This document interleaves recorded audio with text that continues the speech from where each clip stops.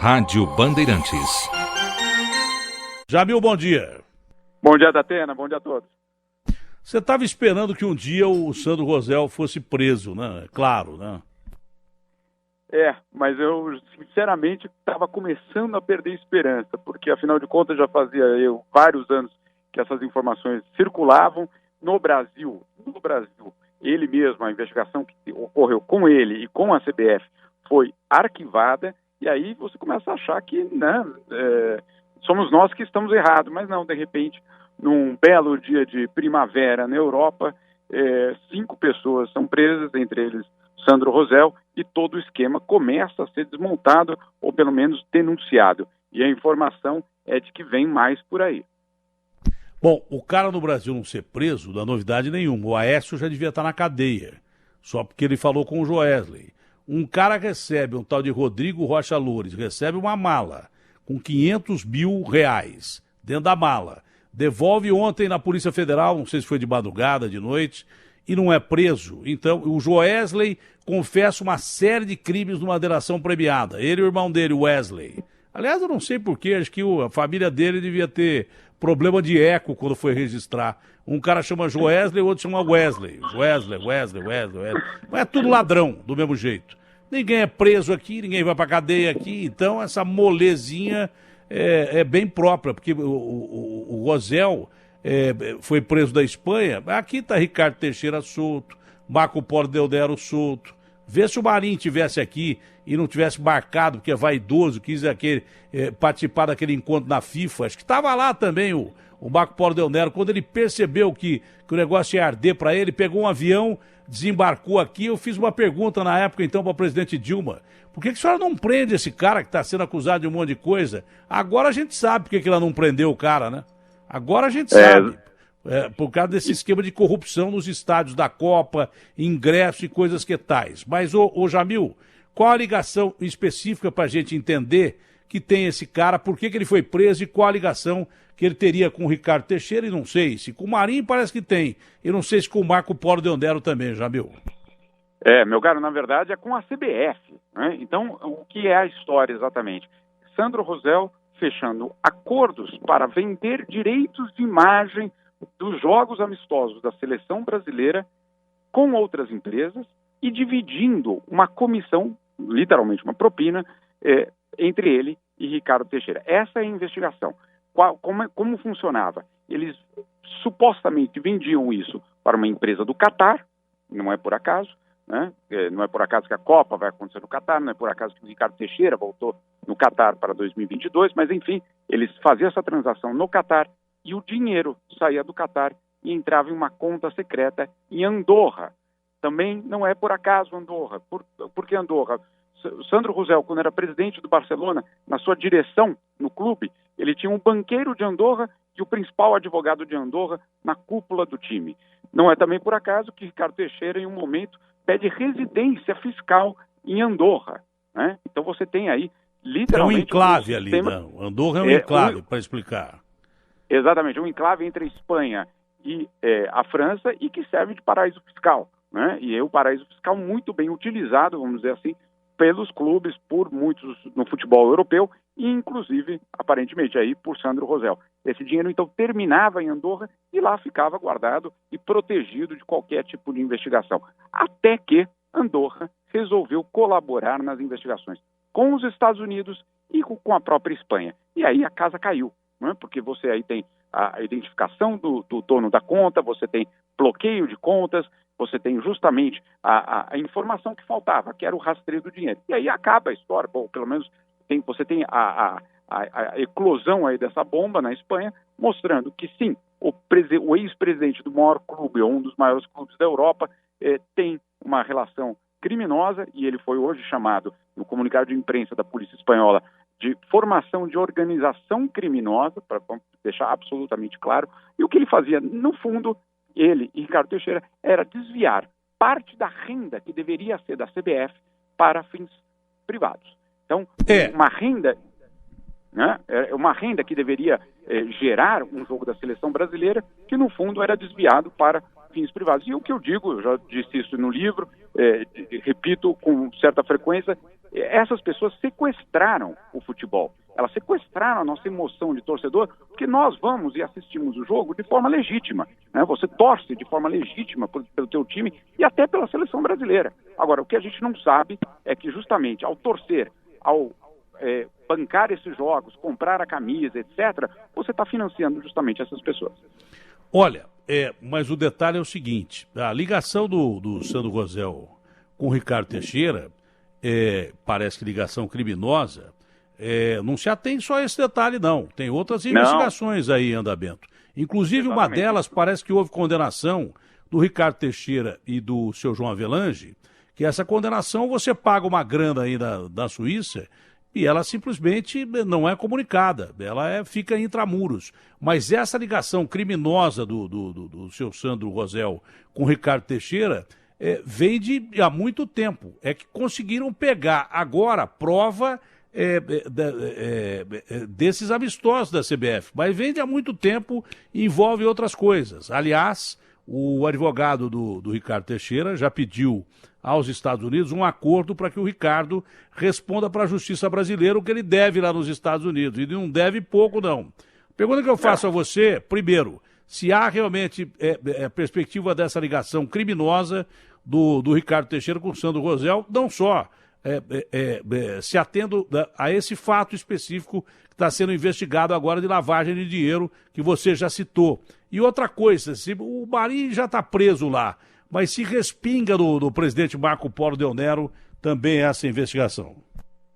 Olha, antes de mais nada, sobre a relação com o Rosell, sim, existiam outras investigações, inclusive no contrato da Nike ainda nos anos 90. Então, isso também entra na investigação do FBI e na investigação dos espanhóis.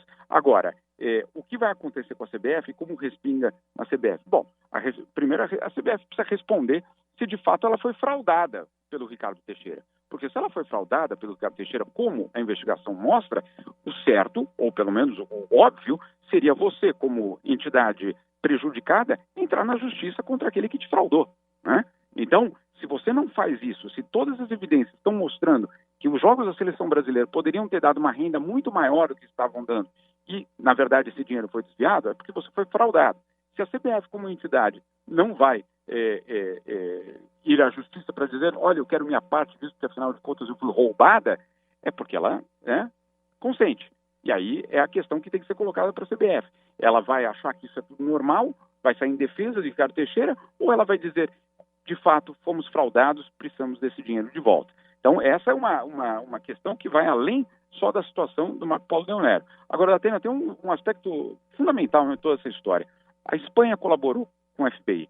Andorra, que é um paraíso fiscal, colaborou com o FBI. Por que o Brasil não colabora, né? É isso aí, exatamente. Por que todos os países latino-americanos colaboraram, extraditaram gente, etc., e o Brasil foi o único que não... O caso vai completar 2 anos, agora no dia 27 de maio, completa 2 anos. E até hoje, o Ministério Público Federal foi impedido, por uma decisão da Justiça Federal, de ter qualquer tipo de colaboração com o FBI nos Estados Unidos em relação ao caso da FIFA, ou seja, do futebol brasileiro também.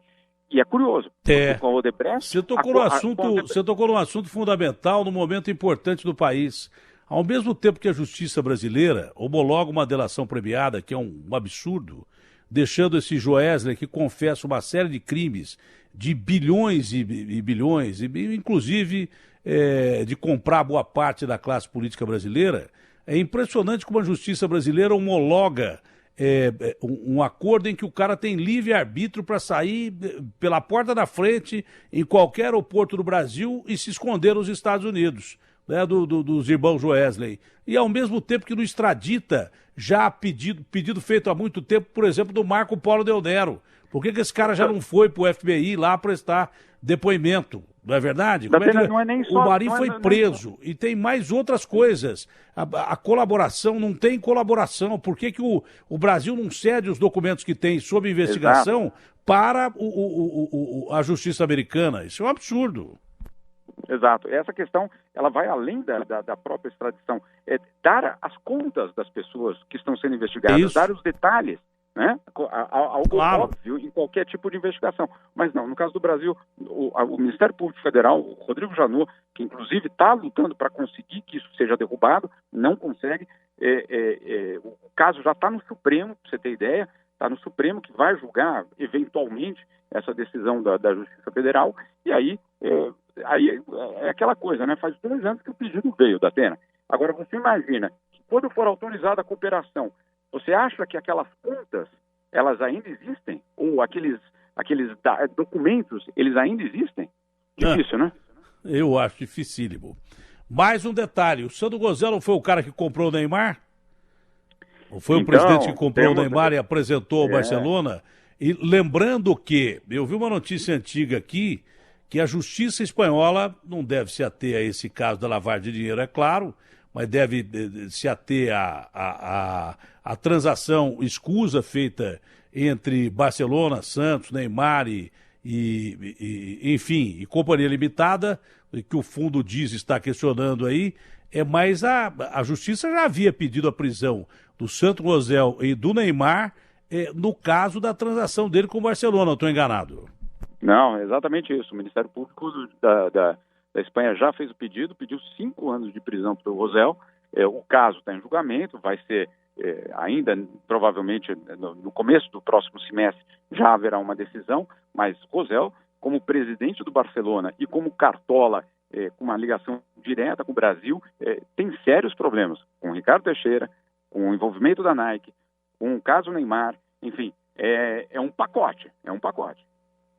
Eu não sei quantos anos pediram pro Neymar. É só dar uma gulgada aí que a gente vê. Mas pediram a prisão dos dois.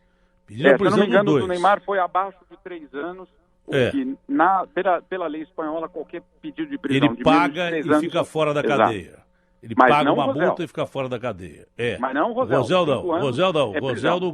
O Rosel do caso do Neymar. E outra coisa, esse processo deve acelerar o processo dele no caso do Neymar e ele curtir uma cadeia mais do que dobrada, para servir de exemplo, que é assim que fazem na Europa, nos Estados Unidos, onde a justiça costuma funcionar. Outra coisa também, se não me falha a memória, Agostinho Teixeira, não foi o fisco brasileiro que perdoou uma dívida de 96 milhões do Neymar, o imposto de renda, não foi isso? Foi há pouco tempo, não foi? Teve isso sim. O valor eu não lembro exatamente, mas teve sim. Se é um empresário brasileiro que está quebrando a firma dele, para liberar 1 milhão, ele está ferrado, ele vai para cadeia. O Neymar teve 96 perdoados aí. Bom, olha, mais... mas só um aspecto importante dessa vez, justamente isso que você citou agora. Tanto faz se você é o presidente do maior clube do país, se você é o rei do futebol daquele local, o tratamento que a justiça está dando na Espanha é absolutamente exemplar, levando para a cadeia o cara que, alguns aqui dizem que foi ele que fez explodir o Barcelona como a grande marca mundial. E a justiça diz o seguinte, e daí? Bom, se a gente fizesse isso no Brasil, Jamil, eu acho que não ia sobrar espaço em cadeia. A gente tinha que construir cadeia pra caramba, principalmente lá na Amazônia, onde tem muito espaço, para caber tanto ladrão como tem aqui no Brasil. Infelizmente, essa é a realidade. Parabéns pelo livro, parabéns pelas investigações. O Agostinho disse que você era um visionário, não. Você é um jornalista de primeira qualidade que está seguindo os passos de um desses grandes vagabundos internacionais que andavam livre por aí. Não, o Jamil é um fenômeno. Né? O Jamil ele é sensacional, né? É um orgulho para todos nós. É fantástico. Não, de fato, imagina, não é cara, mesmo.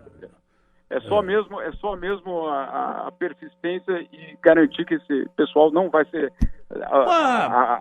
Uma pergunta técnica. Uma pergunta técnica. Você já chegou a ser ameaçado ou não? Já, várias vezes. Não uma vez, várias vezes. Tribunal. O próprio Rosel, quando essa história primeiro saiu, ele mandou um recado dizendo: nos vemos em los tribunales. Né? Nunca recebi nenhuma ordem intimação judicial, nada, claro. Isso é um cala-boca de mafioso. Exatamente. Isso aí é um cala-boca de bandido, de mafioso. Exatamente. E esse entorno que é muito, eu diria, acha que pode muito, né? E que tem na Espanha, na própria Espanha. Isso não é só uma relação no Brasil, tem esse comportamento de querer intimidar, de querer ameaçar, de dizer que você vai perder o seu emprego, de falar que tua carreira está terminada, etc, etc. Eu vou dormir em casa hoje. Legal, boa. Ele vai na cadeia com a mulher dele, em celas separadas, espero. Que não tem as benesses que tem o Cabral aqui. Porque aqui já estão até reformando o complexo de Jericidó, lá em Bangu 8, onde o Cabral está preso. Estão fazendo cela lá, que parece o Hotel 5 Estrelas. A mulher do Cabral, eu não sei porque que ela voltou para casa dela, porque ela passou um Réveillon, um fim do ano, com peru, champanhe e coisas que tais. E o Cabral come picanha todo dia na cadeia aqui. Abraço grande, Jamil. Que horas são em Genebra? Olha, aqui quase 4 horas da tarde. Sol fantástico. Beleza. Eu tenho um grande amigo que mora aí, que é o meu amigo Jonas, que é um cara excepcional. Abraço grande aí, viu, Jamil? Um grande abraço e obrigado aí pela atenção. Não, obrigado você, pô. O cara é bom demais, né, Agostinho Teixeira? Nossa, ele é uma fera, né? Uma referência mesmo. É uma pessoa que se dedicou a esse trabalho, está há muito tempo acompanhando a história da FIFA. Não é uma situação fácil para um jornalista. Ele falou aí rapidamente sobre as ameaças e tal. Uma caixa preta que começa a ser aberta agora, e o Jamil tem muita participação nisso. Aliás, queria aproveitar aqui, viu, Datena, tem muito ouvinte perguntando como é que chama o livro do Jamil Chad. Então, olha, chama Política, Propina e Futebol, vale muito a pena.